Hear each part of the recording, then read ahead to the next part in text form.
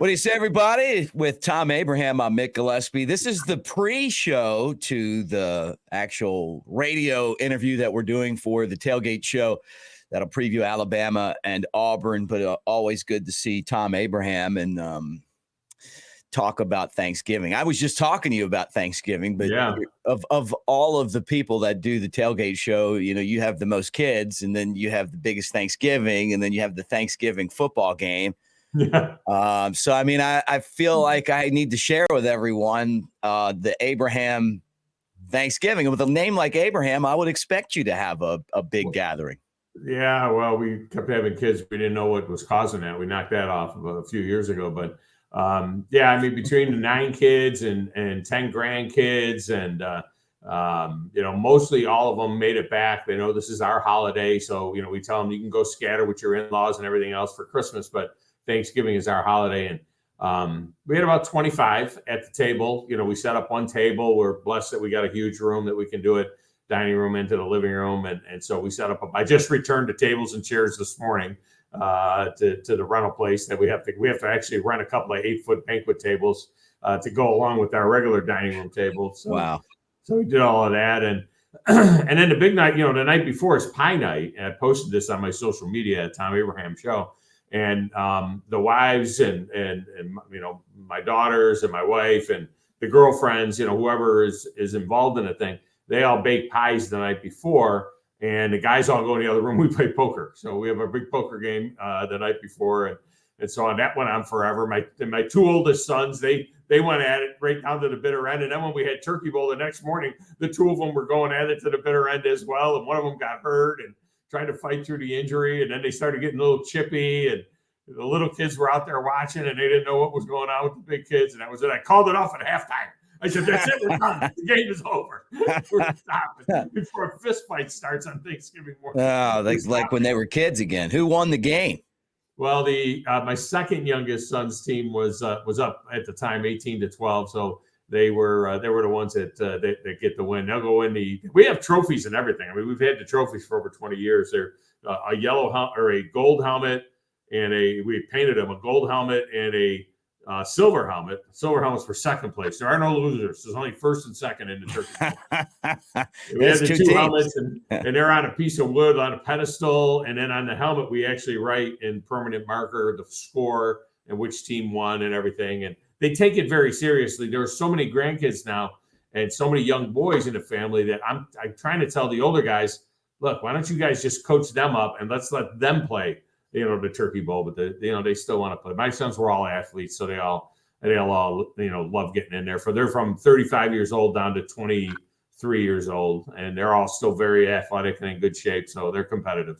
Nice. How many turkeys do you have to cook for this group? We only did one. We did one 25-pounder, and it made it.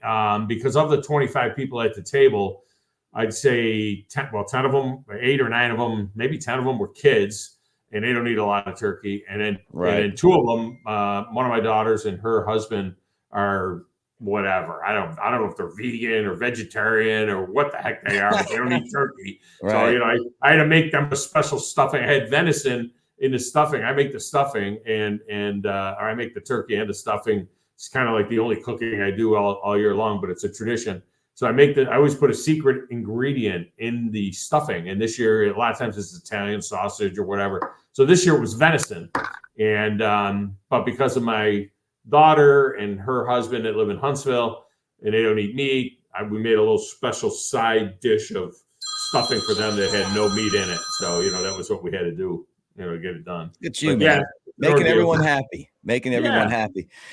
Before we get to the radio, I just want to ask you about tonight's game between Oregon and Oregon State. We saw the Egg Bowl last night. Yeah. I mean, how did Vegas got it right on the number, man? I mean, like it's like 11.5, and the game came down to like 10, you know, or something. Was it? I thought it was 6.5. Was it 11.5? I didn't know that they got. I thought it was 11.5, but I mean, like, yeah.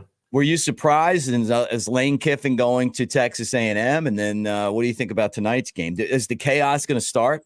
Lane Kiffin's not going to Texas A&M. It was 10.5.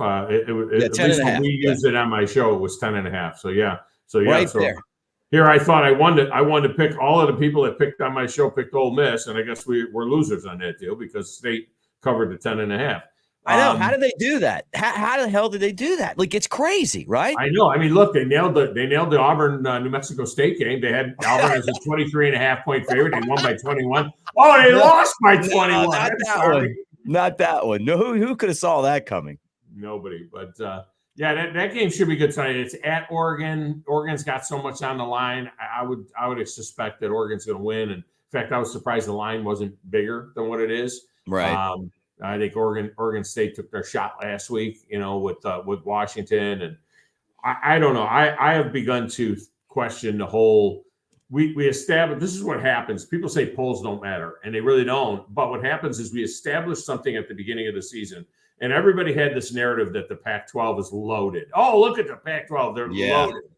So they stay up there all year long, and all they've been doing is basically playing each other. They don't have real great non-conference wins. There wasn't like these real tremendous. Auburn went over there and beat Cal. And Cal has been. They beat. I think Mississippi State went over there and beat Arizona State. Right. So yeah, Utah beat Florida. A Florida team that had a quarterback starting his first game. For the Gators and so on. But there wasn't a lot of really good on good with those teams. And with the teams at the top, Washington, Oregon, Washington State. Oh, Washington State's great. Now they're a 500 team and they're not even ranked. So I don't know how great those teams are, but they're kind of maintaining that position, and now they're in that 4, 5, 6 range. It's still you want Oregon to win tonight. You want them to set up an opportunity for them to be able to avenge the loss to Washington in the Pac-12 championship. That'll leave those teams both with one loss. Texas, that's the game I'm watching Sunday. It's Texas Tech. I'm hoping that Texas Tech can pull a miracle and upset Texas, in that game, and that'll end that conversation. But some things still have to happen for Alabama. But I still can't get it in my head that there is any way, shape, or form, if the Tide take care of business tomorrow, and if they're able to beat Georgia, which is going to be a big task. I'm surprised that line's only 3.5 right now. If they were to beat you, I just don't understand how you keep a 12-1, SEC champ out of that deal. And I even wonder what they're going to do if Alabama wins by a field goal, let's say, over Georgia. What are they going to do with a 12-1 Georgia? I mean, they're going to go from number 1 to out of the playoff. Yeah. It's really, and then what are they going to do with the loser of the, what if that other game that went up north between Michigan and Ohio State? What if that's a close game and Ohio State loses that on a field goal? And what are they going to do with 11-1 Ohio State? I mean, this is the year they should have rushed the 12-team playoff thing through. But it's exciting. It's exciting. Well, that's funny you bring that up, because that is what you're going to talk about on the radio show. I want you to tell everyone why Bama is going into the college football playoff. You're the guy keeping hope alive here. All right, well, when the music starts, Tom, you're getting in a time machine and you're heading to Saturday. All right. So let's go ahead and crank that up. But you kind of, I guess I know you, because I that's exactly what I wanted you to say. Yeah. Well, people are worried. People are worried. For 4 or 5 weeks. Alabama's been playing playoff games ever since they lost to Texas. Every single week is a playoff game for them. Well, look, that's what I like about the regular season in college football, though. It's great. I hope that we don't lose that when the playoff expands, because that's why to me, it's the most exciting regular season out there, because the games matter so much. That's how to be honest with you, it's how I think they ruined baseball a little bit. Yeah. I mean, too many teams. They take in baseball 162 games. What does it mean? You get beaten at the best 2 out of 3, and then you're out, and that's crazy. Yeah. No, you're right. Look at the NBA. I mean, who even watches the regular season? Unwatchable. Yeah. That's right. Like, they don't even play their stars a lot of games. Like, they'll be like, you know what, Tom, he's scoring 30 a game, but this is his off night. You know, you play like 3 games a week. Like, what do you mean his off night? Yeah. All right. Well, let's go. Here's the sound of the band.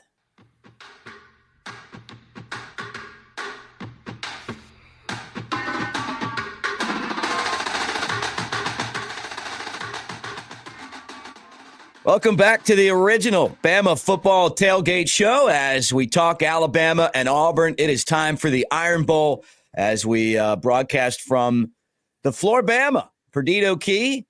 And so this is our home for every Alabama away game. And I want to remind you that, hey, the beach is great, but, right now is an awesome time to head to the Smoky Mountains. Visit Sevierville.com. You're talking about the middle of the Harvest Festival. You got all the Christmas stuff going on up there, which is really amazing. The lights and the mountains. Sevierville has 4 different self-guided tours. They take you along back roads and highlight historical points of interest, beautiful views. Visit Sevierville.com/fall.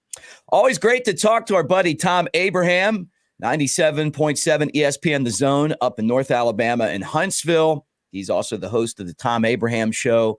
And he's also the guy that continues to tell us that the SEC champ, if it's Alabama, is definitely in the college football playoff, Tom. So let me start right there. Yeah. We need some chaos. The chaos doesn't happen, then, what does that mean for Alabama? If everybody wins, everybody wins. I don't even know if we need the chaos. I can't see a scenario where a 12-1 SEC champion that had played fully half of their season against top 30 teams and won them all except for one. This is presuming an Alabama win over Georgia, and beat the number 1 team in the country in the conference championship game. How do you keep that team out of the playoff? It's inconceivable. So I'm wondering if that scenario does happen. I'm wondering what they're going to do with 12-1 Georgia. To be honest with you, if it's a close game, what do you do with the team that you've had number 1 or number 2 all year long, and they lose a close game in their conference championship, and they're 12-1, and it's their first loss in 3 years since the last time they lost in the SEC championship game? If that were to happen, and a lot has to happen, starting with today, this is a playoff game for Alabama. They've all been playoff games. The LSU game, the Tennessee game. Ever since the Texas loss, this team has been playing playoff games all season long. And I believe that the SEC championship game will be a playoff game as well. Only if Alabama takes care of business today against Auburn. And we know what happens in that stadium. It is a freaky place to play. It is a house of horrors for Nick Saban. He is fully 4-7 in his career there. He lost the 3 times he went there with LSU, 4-4 with Alabama. Where do you ever hear those kinds of numbers associated to Nick Saban? But that's what happens at Jordan-Hare Stadium. So a lot of trepidation, a lot of nerves going into this one, but it basically is a playoff game for Alabama, and so will the SEC championship game be one as well. What do you take away from last week's Auburn loss to New Mexico State? They're better than I think we want to give them credit, New Mexico State. Obviously, Auburn's not as bad as they played, but to get beat at home 31-10, were they preparing for Alabama? I don't know what they were thinking or what they were preparing for. What I don't understand is after they were punched in the mouth a couple of times, how everybody says you can't flip the switch. You know who flipped the switch? Florida State. They were down 13-0 to UNA, North Alabama, and they beat them 52-13. They just went off on them. How Auburn wasn't able to, okay, enough of this, and let's go. This is an inferior opponent. They do not have the talent that we have all the way across the board. They lost to the team that Auburn beat 59-10. That UMass team beat New Mexico State. There's nothing that makes any kind of sense that game would go the way it went. And I'm going to tell you something else, Mick. If they were still playing right now, New Mexico State's still dominating them because it wasn't a fluke. They doubled them up in yards. I don't know. I don't understand how it could possibly happen. And the other thing is, I doubt we see that Auburn team today. Because this is just how they are. It's an unbelievable scenario. Yeah, and then that kind of sets us up. A lot of people have suggested that because of Auburn playing that poorly, that they're going to rise up against Alabama today, that is going to motivate them to work a lot harder and that they're going to bring their best. And then, and you talked about it. Nick Saban struggled down on the Plains, right? Alabama's had some wins down there, but most of them under Nick Saban have been, look, think about it. The 2009's win down there was, last drive. Last time they were down there, 4 overtimes, and it took Bryce Young, making the drive that won him the Heisman Trophy. Against the 500 Auburn team. That was a 10-1 Alabama team against a 6-5 Auburn team. And then, of course, Auburn won in 2017 and 2019. Mac Jones throwing, 6 touchdown passes in 2019, but 2 of them went to Auburn, 4 of them to Alabama. So they lose that one. And of course, Mac was a backup at that time, but still, it doesn't matter. I mean, the goofy things that happen, they've been double-digit favorites. Now, this 14.5 is the biggest number I've ever seen Alabama favored at Auburn. I know they were 11.5 for kick six, and they were 11.5 last year, 2 years ago, when they went down there. The Mac Jones game, I think they were 6 or 7 point favorite in that one. But look, you need to get beat by New Mexico State to get up for the Iron Bowl. I don't think any of that stuff really matters. What I do think matters is the first 7 or 8 minutes of the game. If Alabama comes out and punches them in the mouth early, I mean, just stuffs them defensively, sticks a touchdown in, their dauber will go down. Their confidence will. Here we go again. This is bigger and badder than New Mexico State, and we're going to get rolled here. If somehow Auburn is able to do something early and get up early and get that crowd lathered up, and then it's going to be a battle for all 60 minutes. Yeah, and that's what's interesting to me. I'm just like, I know that we've seen this before, right? I mean, but I look at these two teams, and I feel like this Alabama team right now, the defense has been great. The second half adjustments have been the best I can remember since Kirby Smart was the defensive coordinator. It seems like every single game they get better as the contest goes on. The offense with the deep balls and then Milroe running the football, then the running game. It's going to be tough for Auburn to stop. And I agree with you. I think if Alabama does what they've been doing, and Nick Saban's kind of preached that all week, hey, forget about what happened last week. Forget about what the records are. That's what makes this a rivalry. But Alabama just seems so much more talented and so much more locked in this year. Even in those past years, like that 2021 season, they were trending towards not playing well on the road. Right. This team, they're just trending on beating up teams that they're better than. Well, they've also gotten better throughout the year. We have seen a number of years where Alabama they come out of the gate on fire, especially when they were playing those non-conference games at Jerry's World or in Atlanta or whatever, and they'd be matched up against another top 5 team and they'd blow them out of the building. We've seen Alabama teams play very well early in the year, and then as the year went on, injuries, whatever, other people catching up to them, and they've kind of gotten stumbled to the finish line a little bit, if you will. This Alabama team stumbled out of the gate and has gotten better and better and better and better as they've played more. Milroe's played more. I think Tommy Reese has become a better play caller and has grown into the job. Who would have thought Tommy Reese is up for the Broyles Award as the top assistant coach in college football? Crazy. I mean, it's crazy that he's been nominated for that. Where this is a guy that they wanted. There was questions whether or not he'd last after the South Florida game, whether they were going to give him a ride home back to Tuscaloosa after that game at South Florida.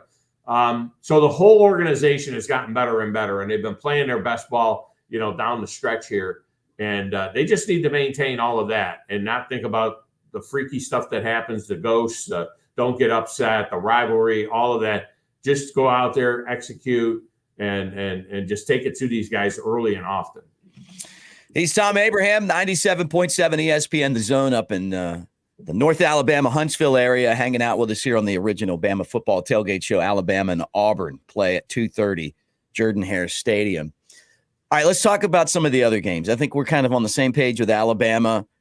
Florida State lost their quarterback, pretty gruesome injury. And there's people saying, hey, even if they beat Florida and they win against Louisville in their conference championship game, they could be undefeated and kept out of the college football playoff. I doubt that happens. What do you think? I think you're right, especially if they look decent doing it. Now, I'm not so sure that they beat Florida tonight. Now, Florida's also playing with their backup quarterback. I know. And again, I think the line's only 6.5 there, which would be a little bit surprising because, Florida's a middle of the pack SEC team. Why are they only a 6.5 point favorite over the great mighty Florida State Seminoles? So it tells you a little bit about the way Vegas, views Florida State. Maybe they're over their skis a little bit. They had a great win early in the year against LSU. The ACC is down. Feels like the ACC is always down. We wanted Florida State to come up and Miami to come up and Clemson to still be good, but now Clemson's not great. So they've just swapped spots with Clemson. It feels like there's one team in the entire ACC. North Carolina's not bad, but I think Florida's going to give them a game tonight. That kid for Florida that came in, he looked really, really good, and I thought he did a pretty decent job. And I think that the pollsters and the committee are going to look real close at him. If Florida State looks good and beats Florida going away, and then handles a tough Louisville team and looks good doing it, then they're going to get the Ohio State treatment from 2015 when they had Cardale Jones in there, and they're going to get their spot in the championship. I'm not sure though that that's going to happen. Yeah. I think Florida's going to give them a game, and Louisville's scary.